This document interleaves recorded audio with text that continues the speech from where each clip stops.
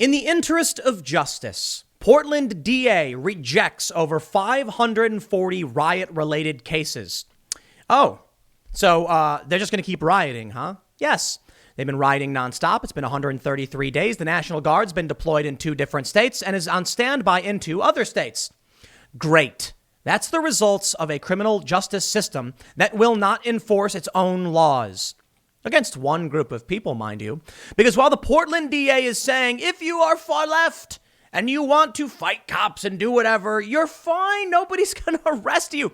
But New York says, if you are an Orthodox Jewish person, then they're going to shut down your neighborhoods, chain your parks shut, and then Cuomo is going to say these clusters must be stamped out. Choose your words more carefully, Cuomo, because we can see what the left has been saying for quite some time. And I have some interesting questions for you. You see, when it comes to the Orthodox community in New York, and they're out protesting, what do we get? Bill de Blasio says, we will not tolerate this destruction and chaos and blah, blah, blah. Mr. de Blasio, you painted Black Lives Matter by your own hand in the street, and these people were ransacking your city. So shut your mouth. They're clearly targeting Jewish people, and I think it's because they're Jewish. I do. Bill de Blasio is one of these progressive leftists. He's the one writing Black Lives Matter. Black Lives Matter organizers have praised Farrakhan in the past. We know what they're doing. And over on the in the Pacific Northwest, they're releasing Antifa. According to the Post-Millennial, the Multnomah County District Attorney released data related to the Portland protest and riot arrests, revealing that most cases since George Floyd's death were dropped, and a majority of cases were rejected in the interest of justice. The new mass demonstration protest case is the most complete data to date made available to the public regarding the Black Lives Matter, Antifa riots, and protests that have convulsed Portland since May. The overview documents filing status, dropped cases, the reasons cases weren't pursued, nature of crimes, and demographic information. Between May 29th and October 5th, there were 974 cases brought to the MCDA's office by Portland police. Many involve repeat offenders. Now, the number isn't published in the report. Nearly 70% of these cases were dropped. 543 cases were rejected in the interest of justice. 44 cases due to insufficient evidence, 12 cases due to a legal impediment, and 67 cases are pending investigative follow-up from law enforcement. A majority of cases involve suspects who are white and male. Interesting. Black Lives Matter, huh? Constituting 77 and 67% respectively. 83% of the suspects are young adults but aged 18 to 35. Juvenile data is not included. The MCDA says its dashboard will be updated weekly by authorities as crime records are entered into the district attorney's case management system. Quote, transparency in the work we do is a keystone to my administration, said District Attorney Mike Schmidt in a press release. Schmidt won in a landslide election as a progressive candidate. After coming into office, he announced a policy of decriminalizing a list of protest and riot offenses for those charged at this year's BLM Antifa demonstrations. That's right, he did. And he won't extend the same courtesy to right-wing groups. He says, no, if you're right-wing, you go to prison, bye-bye. Over in New York, this is what we get. In coronavirus, they say Orthodox Jews in Brooklyn rebel against Cuomo's COVID-19 clampdown on their neighborhoods. Let me ask you something. Why are they releasing Antifa, who are clustering together and not wearing, they're wearing masks for sure. But regardless, shouldn't they shut down the protests in the name of COVID? No? These people are free to go? No charges? Nothing? Just keep doing it? 133 days, huh? Wow. Well, over in New York, Brooklyn was seething with resentment Thursday after a second night of demonstrations in the New York City borough by Orthodox Jews infuriated by Governor Andrew Cuomo's COVID-19 clampdown on their neighborhoods.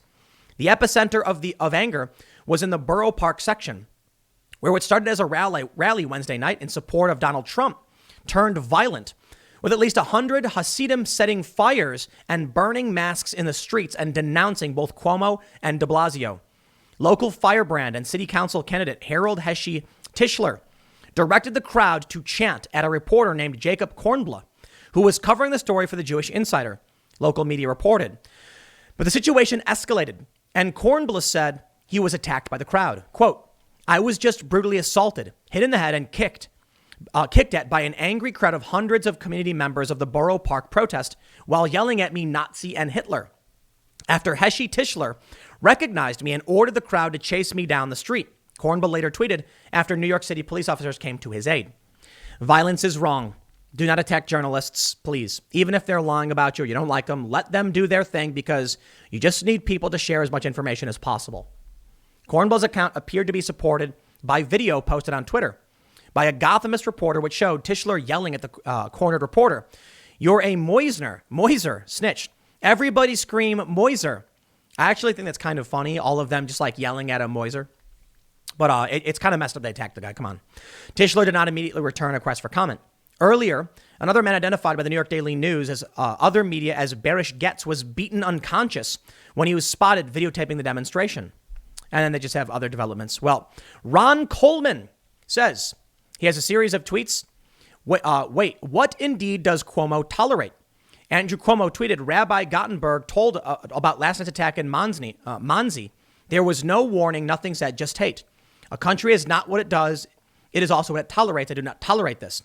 We must call this what it is, domestic terrorism, and the laws must treat it that way. Coleman said, the governor does not remember what he told Rabbi Rottenberg that day, but Rabbi Rottenberg remembers. And along with Liberty CTR and PN Jaban, we are reminding him. Here's our letter to NYC Governor Cuomo demanding that the cluster action initiative targeting Orthodox Jews and synagogues end now. So they've actually published a letter to the Honorable Andrew Cuomo. Here's why I'm showing these two stories for you. When you see what's going on with Antifa and Black Lives Matter, they're given carte blanche. Their name is painted in the street. Okay, Cuomo, de Blasio, will you write something honoring the Orthodox Jewish community in the street for their protests? And if not, why not? Is there something about a group of Orthodox Jewish men that you take issue with? Is there something about these people and their ideology and faith that you don't like, but you would be willing to support Black Lives Matter and many of these people who have praised, say, Farrakhan? I do not trust these people. I see the racialization that they push forward, these leftists, and I see their attacks on the Jewish community as disgusting. I lived, so there was an area of Bed-Stuy in the Brooklyn area where it like overlaps between the Jewish community and probably, I guess you can say, Hispanic and Black project housing. I lived there. It's over on Myrtle and Nostrand. It's where the two cops got assassinated by the Black identity extremist. Right across from my apartment was the Marcy Projects, they called it, Marcy Playground, whatever. And if you came out, if you turned to the west, it was all Orthodox. Some of the nicest people I've ever met. I wasn't a member of their community. They were very, very nice to me. It was very lovely and pleasant in this neighborhood. And I take a particular offense that these people are being targeted in this way. And I'll say the same thing to everybody I lived around. It wasn't just the Orthodox community. It was a very nice neighborhood. And there would be, Latino people, there'd be Black people, there'd be white people playing basketball, hanging out. It was nice. It was really nice. And if you went west from my street, you'd end up in this area that was almost entirely Orthodox Jew. Totally fine and lovely. In fact, they had food some other places didn't have. You'd walk in, you can get like white fish on a bagel. New York's great for that stuff. And it was nice. And these people were nice. Now this community is being targeted by the Cluster Action Initiative. What offends me is that you have extremists marching through these city streets, smashing things up, screaming, starting fires, and Bill de Blasio would paint their name across the country. And here you have just a religious community kind of doing their thing, not hurting anybody. If you got a problem with the COVID thing, well, that's on them. That's their community. What else do you want me to say? And they're being targeted over it. So there's a firm representing Rabbi Chaim Rottenberg, rabbi of the congregation Netzach Yisrael, I'm probably pronouncing these wrong, in Monsey, New York. And we write on their behalf concerning your imposition of a so-called cluster action initiative focused on purported hotspots. These areas largely coincide with areas of Orthodox Jewish population in the metropolitan New York City area, including Rockland County, but conspicuously avoiding many statistical hotspots of COVID-19 case spikes. And that's the point. I showed the map of this a couple days ago. The hotspots are in many areas of New York. They're specifically targeting Jewish people. I don't know what else to say to that. One of the primary features of this new set of regulations is an order in violation of the injunction entered in Seuss v. Cuomo. I'm not going to get into all of this, but I'll read you the conclusion of the letter because I don't want to get into too much nitty gritty.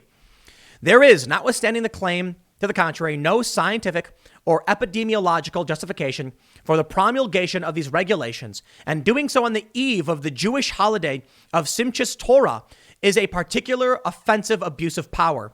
We write to urge your honor that this action be withdrawn and permanently shelved, and to advise the state that absent such action, our clients, as well as other allied rabbis and congregations, will take appropriate legal action, including the filing of civil action seeking relief, inter alia under 42 U.S. Code 1983, because of the violation of our clients' constitutional rights. We've already seen in Michigan, Pennsylvania, it's been upheld. These edicts are unconstitutional. I don't know how else to phrase it other than the opening paragraph here. These lockdowns conspicuously avoid actual hotspots. De Blasio targets the Jewish community, and in Portland, they allow Antifa to do whatever they want. Should that be a red flag to all of you? I'm not some staunch conservative or religious person. I'm just pointing out literally what's happening. I hope y'all are waking up. I'll leave it there. Next segment will be tomorrow at 10 a.m. Thanks for hanging out, and I will see you all then.